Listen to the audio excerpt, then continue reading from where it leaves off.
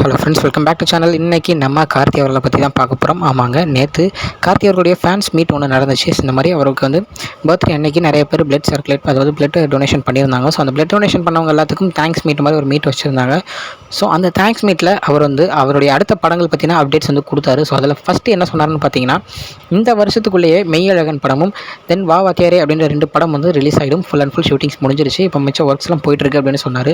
So ஒரே வருஷம், இந்த வருஷத்துல இன்னும் 6 மாதம் தான் இருக்குது. அந்த 6 மாதத்தில் 2 கார்த்தி படம் ரிலீஸ் ஆக போகுது அப்படின்றது ஒரு சூப்பரான ஒரு ஃபேன்ஸுக்கு செமையான நியூஸ் அப்படின்னே சொல்லலாம். அது முக்கியமாக பார்த்தீங்கன்னா, நம்ம பிரேம்குமார், அதாவது 96 படம் எடுத்தவர் தான் நம்ம மெய்யழகன் படத்தை எடுக்கிறாரு. ஸோ இந்த படத்தில் வந்து நம்ம அரவிந்த் சாமியும் கூட நடிச்சிருக்காரு.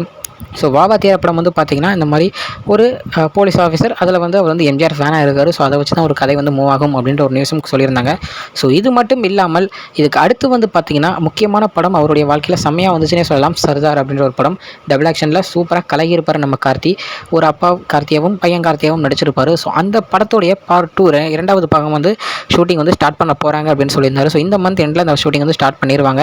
ஸோ ஸ்டார்ட் பண்ணதுக்கப்புறம் அந்த படம் வந்து நெக்ஸ்ட் இயரில் ரிலீஸ் ஆகும் அப்படின்ற ஒரு நியூஸும் கொடுத்துருந்தாரு. ஸோ நெக்ஸ்ட் இயரோட ஸ்டார்டிங்கில் அந்த படம் வந்து ரிலீஸ் ஆகிடும். ஸ்டார்டிங் மீன்ஸ் ஒரு ஏப்ரல் அந்த மாதிரி டைமில் ரிலீஸ் ஆகும். ஸோ அதுக்கப்புறம் ஒரு முக்கியமான படம் இதுதான். ஏன்னா இந்த படத்தினால ஒரு சினிமேட்டிக் யூனிவர்ஸே வந்துச்சுன்னே சொல்லலாம். இதிலே நீங்களே கண்டுபிடிச்சிருக்கலாம். ஆமாங்க, கைதி படம் வந்து எந்த மாதிரியான ஒரு சூப்பரான ஒரு படம் அப்படின்றது நம்ம எல்லாத்துக்குமே தெரியும். லோகேஷ் கனகராஜுடைய பெஸ்ட் ஃபிலிம் அப்படின்னே சொல்லலாம்.